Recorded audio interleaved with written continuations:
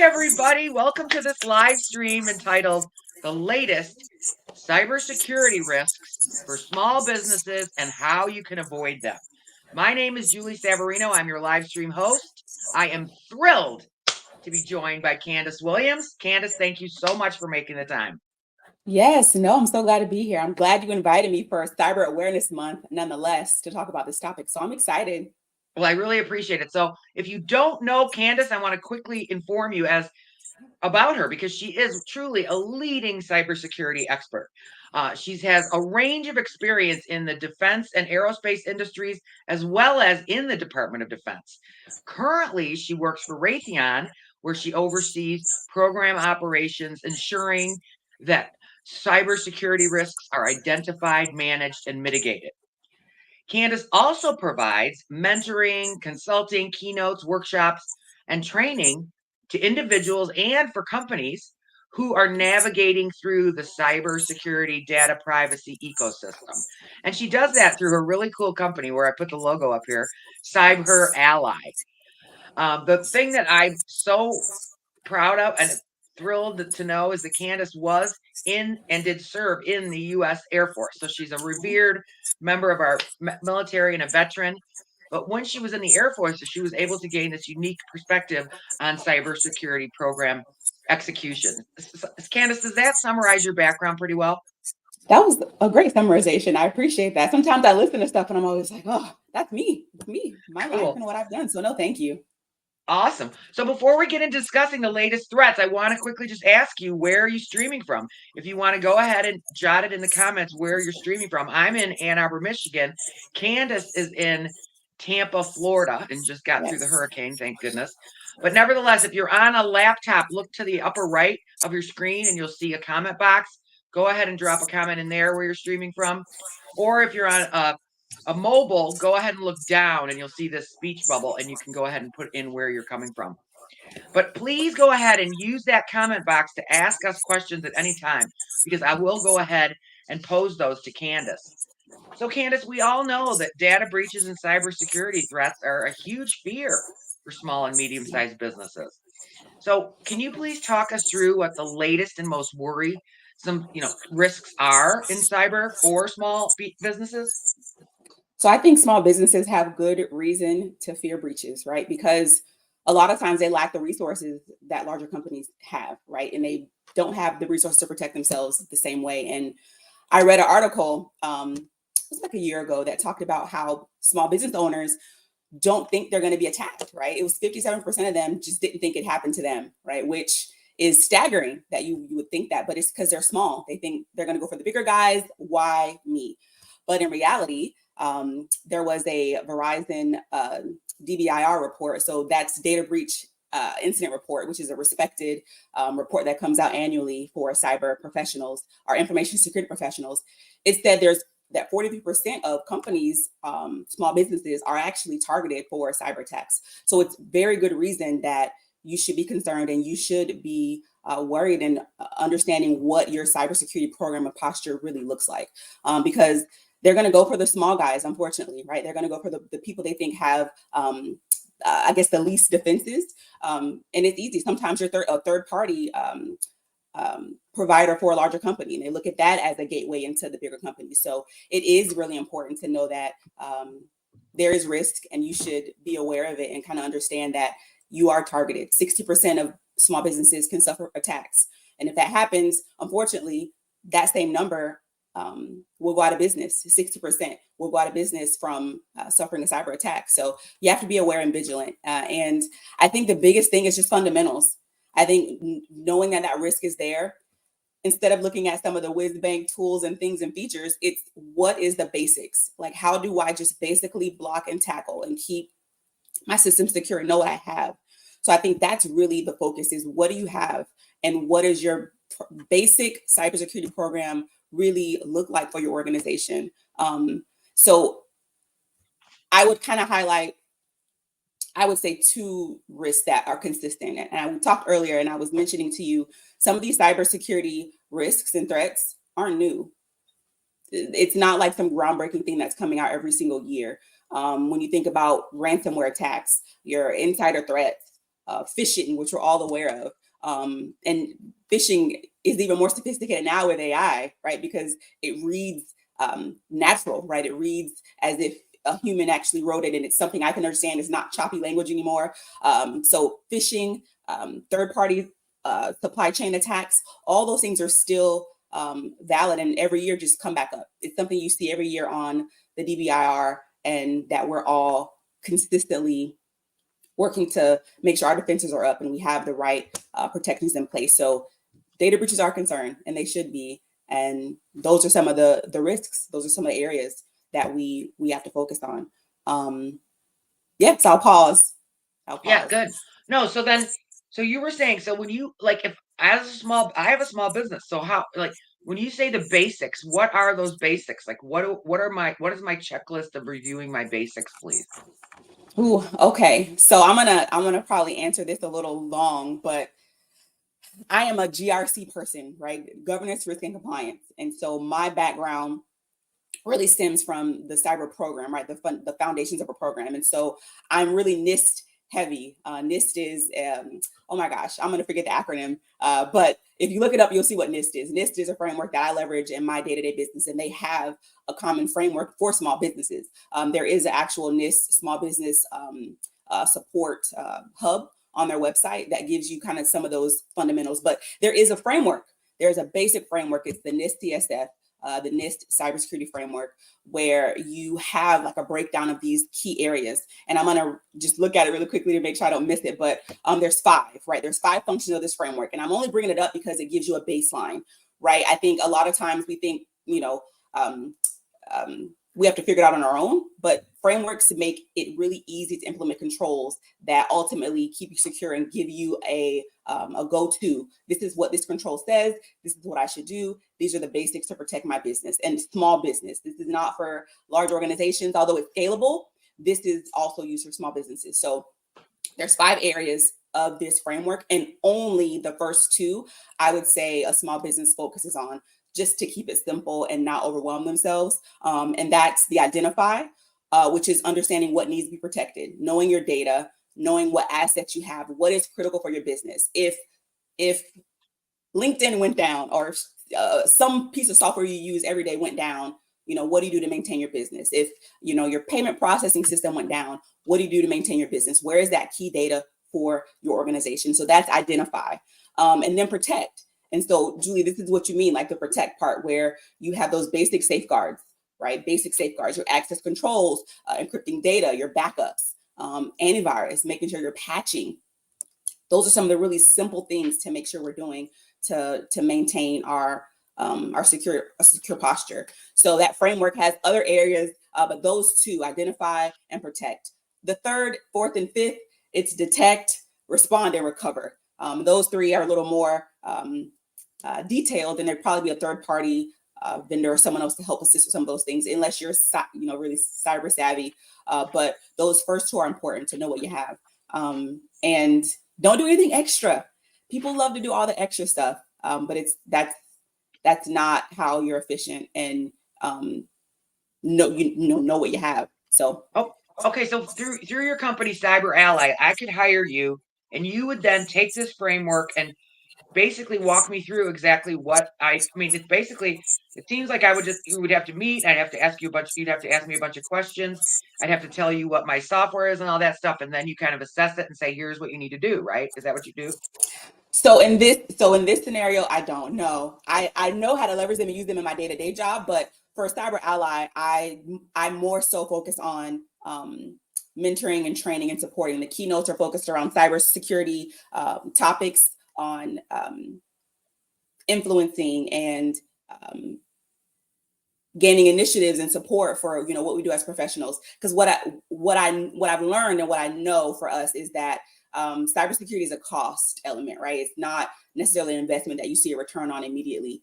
And so a lot of times professionals are sent into battle with a stick, trying to protect this network, trying to keep everything good. And we don't have the funding, the budget, the personnel to really do what we need to do. And so what I offer and what I talk through is understanding influence and our impact as professionals and how we can garner support and buy-in from stakeholders. So that's what I kind of do with the keynotes and the workshops. And then again, training for those looking to get into this space, really building up the future leaders of cybersecurity. So that's the cyber ally piece. Is there a consulting element? Not today, but I do this work day to day, right? When it comes to leveraging frameworks, understanding how these tools work, understanding how this all works together. So that's where, even though it's in the defense space, that's really where the expertise lies when we talk about frameworks and how to leverage them and, you know, what to do and how to keep some of these things in scope and apply it to some of these smaller organizations so they're protected and safe. So that's where that expertise comes from. Excellent. Thank you. So Yeah. bottom line, I got you. So my question then becomes, in terms of these risks, like phishing, email threats, you know, ransomware, is there like a top for smaller businesses? Is there a top 3, or is it just, does it vary? I would say for small businesses, I would look more at like the phishing and the ransomware. And I say that because, I mean, you're a small business and you may not have the formal training and awareness for what to look for when it comes to, you know, phishing. And there may not be campaigns to really train your employees on how to spot, you know, a phishing email or how to respond when these things come up. So I would say those two, and ransomware more so because, you know, as a small business, you may not have adequate backups in place. You may not really know where your critical data sits to be able to protect it. If somebody, you know, steals your data, encrypts it, and asks you for $2 million to get all your data back for your business, that would literally cripple a small business. So I would say those two things really are a focus. The phishing, making sure, well, if you do talk about phishing, let me just back up. If you do talk about the phishing and ransomware, I think for a small business, when we think about training and awareness, that will probably be one of the ways to help mitigate and keep yourself aware and anyone you have working alongside you to really recognize those things because it'll impact you. So phishing and ransomware are two of the bigger areas. Insider threat are the human element is, I think, every year on, again, the DBIR, which means somebody inside your company, inside your organization has done something, whether intentionally, you know, clicked on an email or intentionally gave credentials to somebody else for some malicious reason, or they did it accidentally. They weren't trained well, they made a mistake, they didn't know. So that human element is also still a risk factor for small businesses and businesses in general. Honestly, that factor doesn't even, it's not, you know, relegated to just small business, but those would be 3 areas that Awesome. So can I talk about a practical application of basically insider threat and the email threat? I know this happens all the time, whereby either I take my work laptop or I take my personal laptop and I go to a place like Starbucks or wherever there's open Wi-Fi and I do work on those. Yeah. And to me, talk through that risk, because I think it's a very common one. Yeah. So if you don't have VPN on your laptop, so if you have a work laptop, let me do that first. If you have a work laptop, so for me, if I'm working remote, every time I connect to an open network, I am enabling VPN, which is a virtual private network, which sends your data over an encrypted line so no one can get it. If you're on an open Wi-Fi, anyone can listen in. Anyone can listen in and intercept your transmission if it's not encrypted. So what VPN does is it encrypts that data so that no one can get it if you're on an open network. So you always have to have some sort of VPN. On my personal device, and I am not branding for them or sponsor for them, but I use Norton. That's the VPN I use. So on my personal phone, my personal laptop, if I'm anywhere, Starbucks, anywhere that has an open network, I am enabling VPN immediately when I get on a network that's not password protected or doesn't have strong protection. So when you're like at the airport in the lounge and the password is like airline 2, that's not really secure, right? So it's enabling that VPN. When you're on those open networks, you can't just log in and work because anyone can intercept that data. So that's a huge risk. Honestly, I wouldn't do it unless you had your own Starlink or something else where it's just your connection. I would never connect to an open network without VPN. So huge risk, even for, again, companies. So if you have someone on your team and, I don't know, if you have the ability to issue them a laptop and they're connecting to anything that is specific to your business, you want to make sure that they have that also, so that they're not introducing risks to your data, to your environment in any way. So in my experience, since cyber really became a thing, once the internet sort of boomed in the 90s or whatever, it seems to me that most cyber experts in most companies, no matter what size you are, you kind of need a manual. You need a policy and procedures manual that tells you, here's our guidelines, here are the things you're going to do, and then training associated with each step, right? But for small businesses, you don't necessarily have to hire a full-time cyber expert. You can piecemeal together this support with different types of experts like yourself and others, and programs, correct? Yeah, and there are also resources I mentioned earlier, and I could drop the link, but there are free resources out there that support small business. I mentioned NIST earlier, and there was another, I believe it was a initiative led by MasterCard. They created a small business hub as well that actually had like the walkthrough for a small business to say, starting from ground zero, here's what you need to start with. And so one thing you mentioned is like policies, really having that program in place. And you don't have to be a big company to have a program in place, right? Really, all it is understanding the industry you're in, if there's any laws or regulations that are governing how you have to do work, or healthcare, we have HIPAA, finance, we have GBLA, right? So there are different laws that regulate certain industries. Know what that is, and then all policies are is leadership saying, here's how we're gonna meet this requirement of this law, and it's really high level. But where it gets down into the weeds is when you talk about how you implement it, your procedures, like, and you don't have to create it from scratch. Like I said, there are so many resources out there that you can leverage, but the goal is to have something in place and to have an awareness. And that's the governance piece, right? When we talk about a cyber program, we don't have to make it difficult, right? It's the governance, risk, and compliance. That's the foundation for any cybersecurity program. So again, the governance is the laws, right? The policies that are written by those in charge. And it could be you, it could be a person of 1 or 100 or 200, doesn't matter. But you create that policy. What are you expecting from your leaders, your employees, yourself, when it comes to cybersecurity?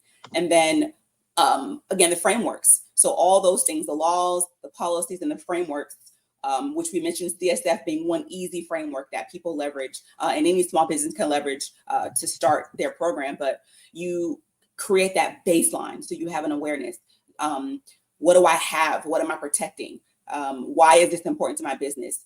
If this thing happened to my business, this driving factor, this whatever makes money for me, if this goes down, what are my alternatives, right? What do I do? So you have that foundation for your governance, for your organization, and everyone has to have it. You can, I don't care how small your business is, you have to have some kind of awareness of those fundamentals. Even for me, I'm a business of one and I'm more of a content creator, but I still have those basic things where I store my data, understanding what's important for me in Cyber Ally. I make sure my devices, when I'm somewhere traveling and I'm leveraging my equipment, I'm protected. I have my VPN enabled. So there are certain things I do as well. And it's just, me, right? And so I think that's really important to make sure you're clear on. You don't have to be a huge business to have that baseline. Okay, so you've said this twice, but the phonetics, I'm not getting it. Are you saying NIST, N as in Nancy, I as in igloo, S as in Sam, T? Yes. So okay. And I know what it is. Whenever I'm on the spot, these acronyms, I use them so often, always elude me. It's the National Institute of Standards and Technology. And I've used NIST for decades. So I know it's only because.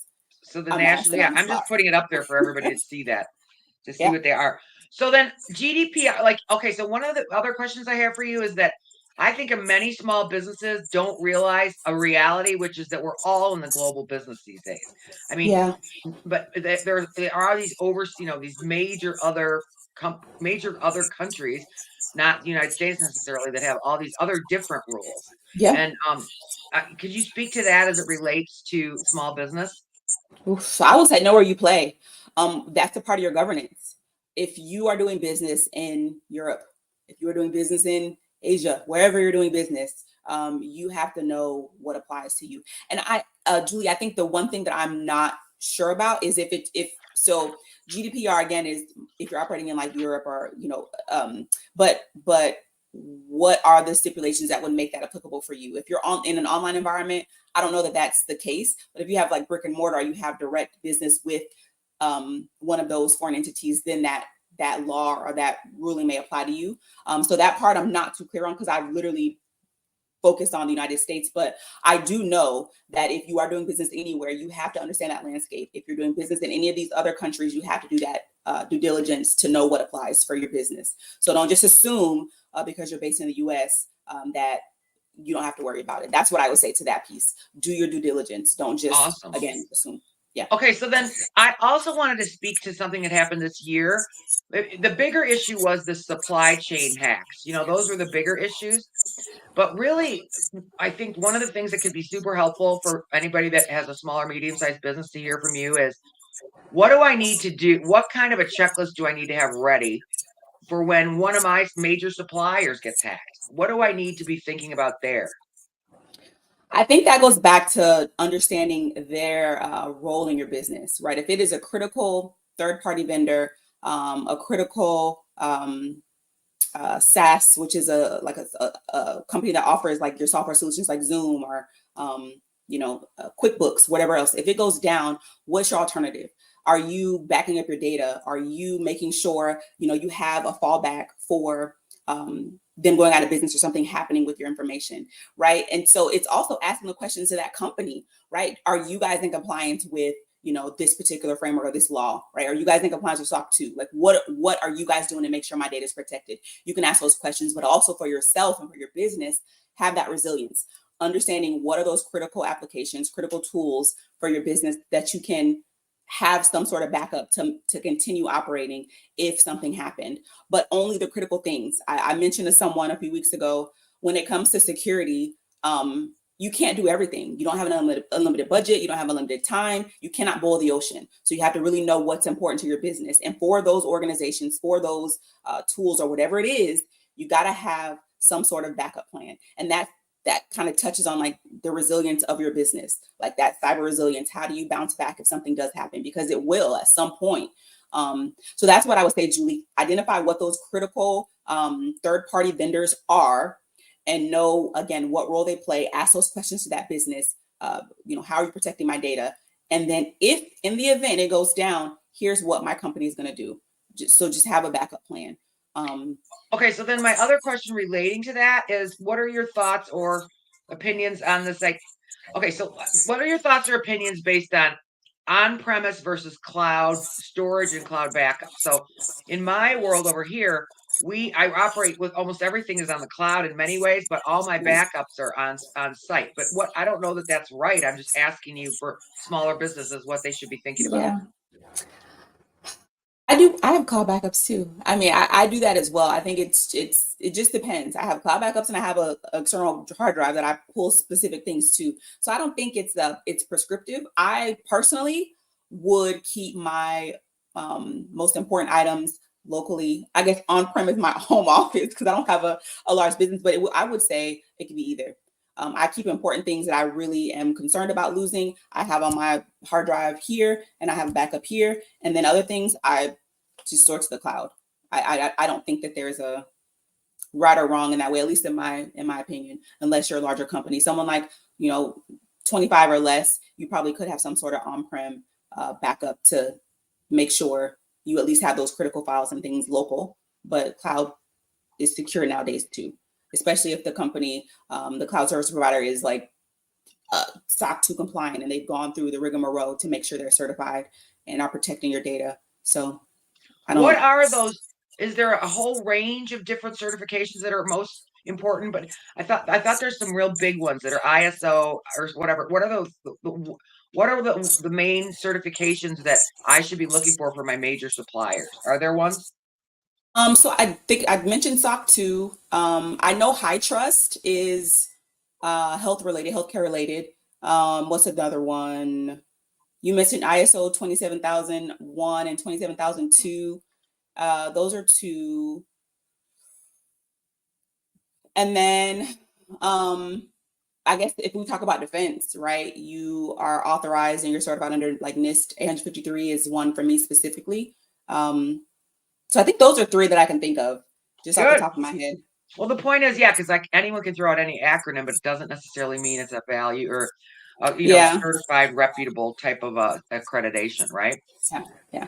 Okay, so you have just a few more minutes. I was going to ask you, like, what, in terms of the latest threats for small business in terms of cybersecurity and data breaches, could you summarize your recommendations for them, please?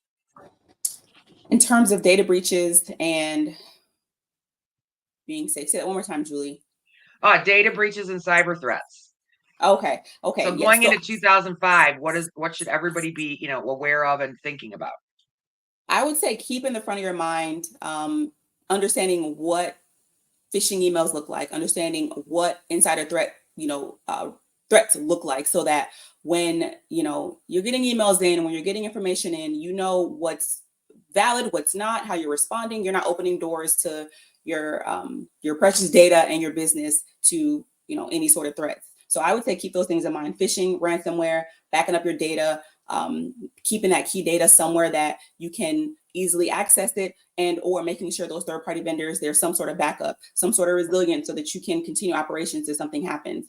But having a program, having something, even if it's a straw man, understanding what data is important to you, what you can not risk for your business operations, and then making sure it's protected. So using that framework, using those resources, and leveraging it for your business. I probably said more than just that answer, but I hope I answered it.